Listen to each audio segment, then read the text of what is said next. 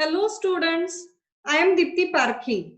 Today we are going to start a new lesson, Great Scientist. The chapter Great Scientist is an extract from the book Reignited by APJ Abdul Kalam and Srijan Pal Singh. It talks about the inspirational story of the legendary scientist Michael Faraday. Great scientists are persevering and never deterred by difficulties. Yes, great scientists always have the quality of perseverance. They never discouraged by difficulties or problems in life. Let's start. See the page number 89 of your textbook. First paragraph.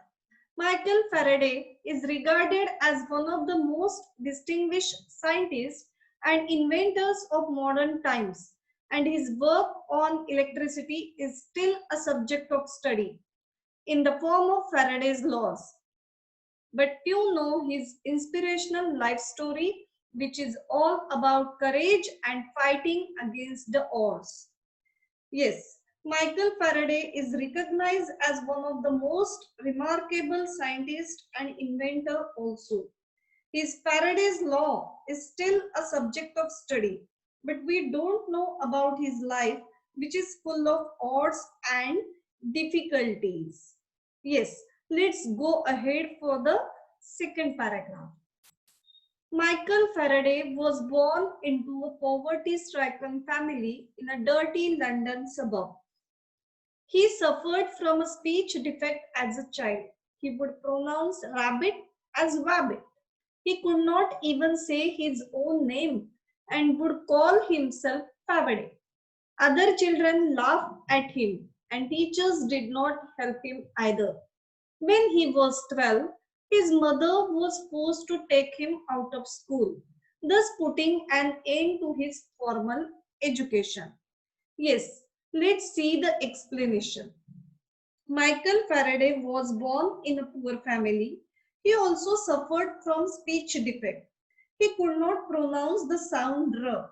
He could not say his own name properly. So he was teased by his friends. When he was 12 years old, he was forced to stop his school education because of his speech defect.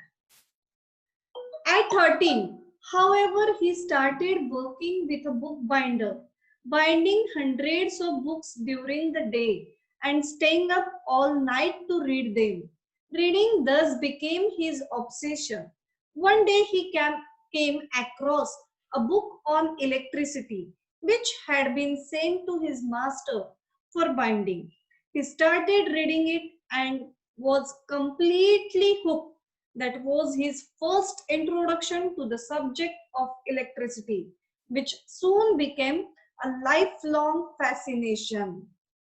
Yes, let's see the explanation.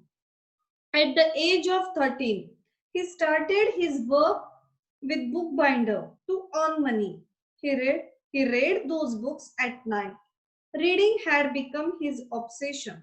One day he was fascinated with the subject of electricity after reading a book about it. Faraday was still poor at 21. Once a friend gave him a free ticket to a public lecture and demonstration by the renowned chemist Humphrey Davy at London's Royal Institution.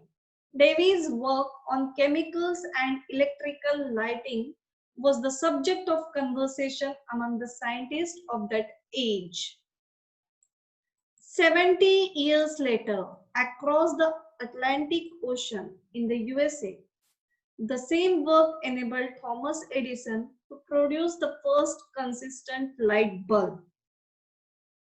At the age of 13, he started his work with bookbinder, and at the age of 20 in 1812, he attended a public lecture by the famous chemist Humphrey Davy at London's Royal Institution about the mysterious force of electric fluid. Let's go ahead for the next paragraph. That day in 1812, Faraday was spellbound by Davy's lecture. He kept taking notes about the mysterious force of electric fluid. He was so engrossed in the lecture that he forgot to applaud with the rest of the crowd. When he went back, his notes were so comprehensive that he bound them into a book, meaning to gift it to Davy someday. Faraday decided that day that he did not just want to sell books, he wanted to be a great scientist, good enough to write his own books. Davy became his role model. But there was a problem. He did not have the social status, money, or the education to pursue science. Faraday thought it would be wonderful if Davy became his mentor, but Davy did not agree initially. Faraday was not dejected. He just kept trying. Let's see the explanation. Faraday was spellbound with the lecture. He bound a book of the notes he had taken. He wanted to become a great scientist, but he did not have the social status, money, or proper education also. Faraday wished that he should be follower of Davy, but Davy did not agree to be his mentor and guide. But Faraday did not lose hope. He kept trying. Yes. Let's go ahead for the next paragraph. Destiny had a strange plan in store for him.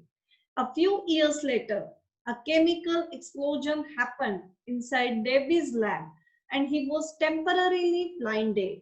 He now needed an assistant with an excellent memory to help him. He was reminded of Faraday and decided to hire him as his secretary. Davy never believed Faraday could do anything in the field of science going by his social status and education. He therefore dismissed Faraday's aspirations and advised him to stick to bookbinding. But Faraday was relentless. He worked day and night and learned as much as he could about Davy's experiments. Soon Faraday became indispensable to Davy and was promoted to his lab assistant. This was his first step towards a scientific career.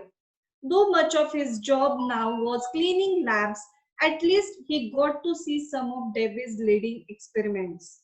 Let's see the explanation.